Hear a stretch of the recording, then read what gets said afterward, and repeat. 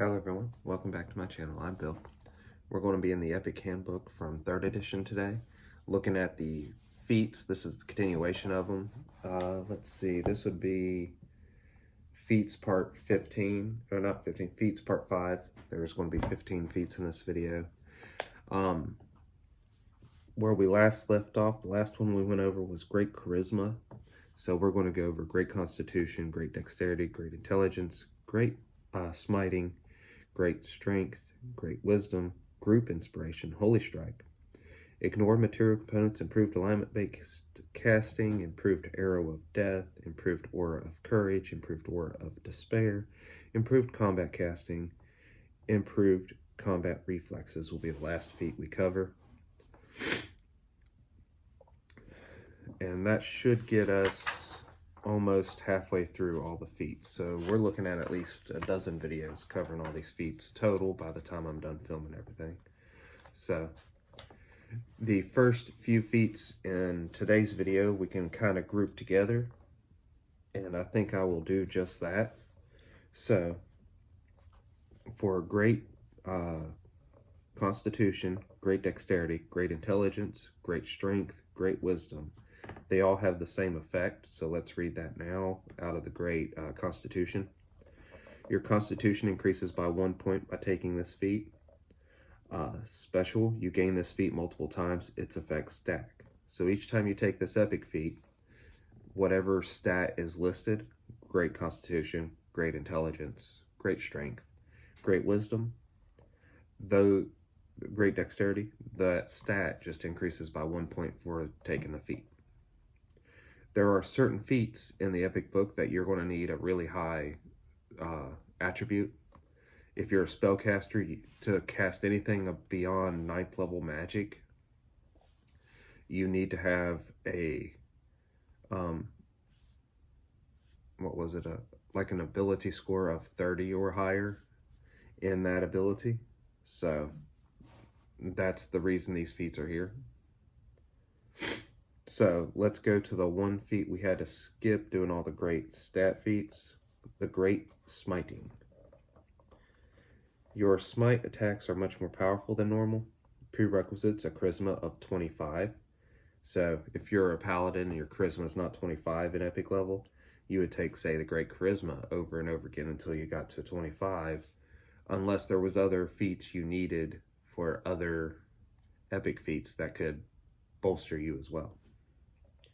You have to have the smite ability from a class feature or a domain granted power. So if you're also a cleric with the smite ability, you could take this, but your charisma needs to be 25.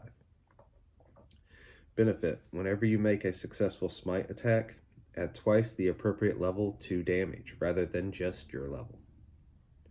So an epic paladin, say 21st level, somehow he has a 25 charisma, takes this feat at 21st level, he can add 42 points to his smite damage. That's pretty cool. Special, you may select this feat multiple times. Its effects stack. Remember that 2 doublings equals a tripling, and so forth. So each time you take this feat, after you take it the first time, the multiplier just goes up by 1. So instead of 2 times your level, it's 3 times your level. Instead of 3 times your level, it's 4 times your level. So you could get up there to where you can do hundreds to multiple hundreds of points of damage if you take the feat enough. That said, it depends on how many smites you get in a day to determine how extra effective that would be. And there are feats that give you more smites. So let's jump into Group Inspiration. So now we're past all the great stat boosts, great ability boosts. Okay, so Group Inspiration. You can inspire competence or greatness in more than one ally simultaneously. Your prerequisites is a perform of 30 ranks. If you're playing Pathfinder, I would reduce that to 27 ranks. The reason is in 3rd edition D&D, 3.5 D&D, which this book's based off of, your starting ranks were 3 plus your level in each skill. Instead, in Pathfinder, you get a bonus of +3 as a miscellaneous modifier in your starting skills. You must have the bardic music class feature is the other prerequisite. Benefit. The number of allies you can affect with your Inspire Competence or Inspire Greatness bardic music ability doubles. When inspiring competence in multiple allies, you can choose different skills to improve for different allies. That's pretty cool. Special. A character can gain this feat multiple times. Its effects stack. Remember that 2 doublings equals a tripling, and so forth.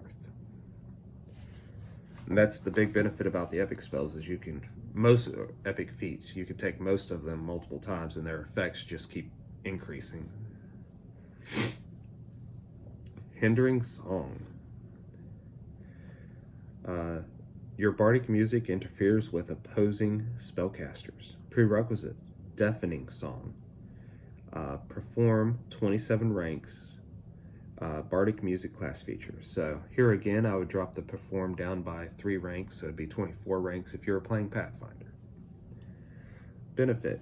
You can use song or poetics to hinder enemy spellcasters within 30 feet spread from you, so just a 30-foot radius. You successfully cast a spell within this area. To successfully cast a spell within this area, a spellcaster must make a concentration check as if they were casting defensively, and all such checks have a penalty equal to half your level. You can choose to exclude any characters from this effect, usually your allies. You may sing, play, or recite a hindering song while taking other mundane actions, but not magical ones. You may keep up the hindering song for a maximum of 10 rounds. Using the hindering song counts as one of your uses of song or poetics for the day. If I remember correctly, the Bard in 3rd edition got so many uses of their song ability. So many daily uses, not rounds. So if that's different in Pathfinder, we would have to work on that if we were using this in Pathfinder. Holy Strike. Your attacks deal damage to evil creatures. Prerequisite, Smite Evil class feature, and any good alignment. So here again, Smite Evil, you might be able to take this as a cleric, but it's definitely set up for a paladin. And then you could use an Unholy Strike for your Blackguard. Benefit. Any weapon you wield is treated as a holy weapon. It deals plus 2d6 points of damage against creatures of evil alignment. This ability doesn't stack with similar abilities. For instance, if the weapon is already a holy weapon. In addition, the weapon is considered blessed, which means it has special effects on certain creatures. That's pretty cool. So next is ignore material components. You need not use any material components in casting your spells. The prerequisites. You must have a skew materials feat, spellcraft of 25 ranks. So there again, if it was Pathfinder, I'd reduce that to 22 ranks. Ability to cast 9th level arcane or divine spells. Benefit. You may cast your spells without any material components.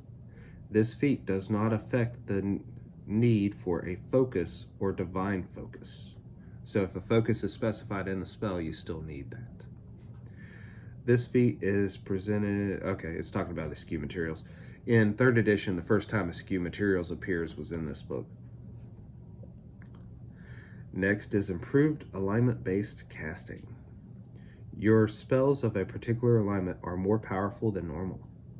Prerequisites. Access to domains of chaos, evil, law, or good. Your alignment must match the domain chosen. Ability to cast 9th level divine spells. I would probably make that, I'd give that option to arcane spellcasters too.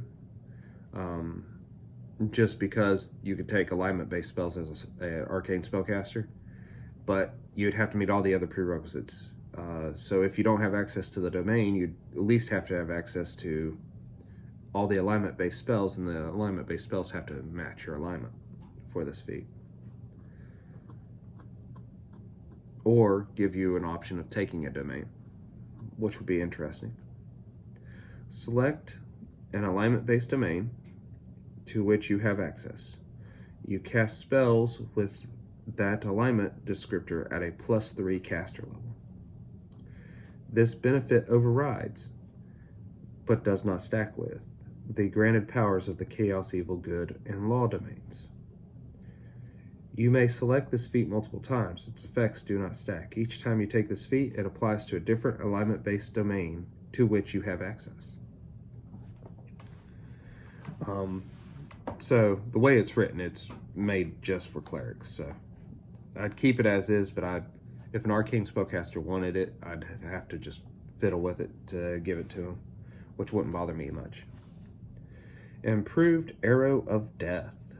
You need to have a Dex of 19, a Wisdom of 19, Point Blank Shot, Precise Shot, and the Arrow of Death class feature.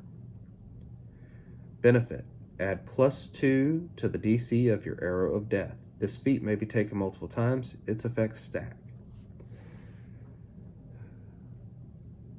When you come into the DCs in epic level, a lot of them are lacking in potency, so that would help you, but I might go back. If I was really looking at this hard, I'd probably go back and increase that to a +3 or a +4. Just give it either a +3 or double it to a +4 and allow them to take it multiple times, because a higher DC would be very beneficial and make them feel like the enemy actually has a chance to roll under it. So we got that. So now we're on the auras. So improved Aura of Courage.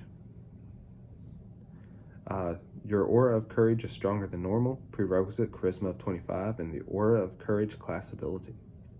Benefit: your Aura of Courage grants a +8 morale bonus on saving throws against fear. That's pretty cool. Improved Aura of Despair. Your Aura of Despair is wider than normal. Prerequisites Charisma 25, Aura of Despair class ability. Benefit: your Aura of Despair causes a -4 morale penalty on all saving throws. Okay.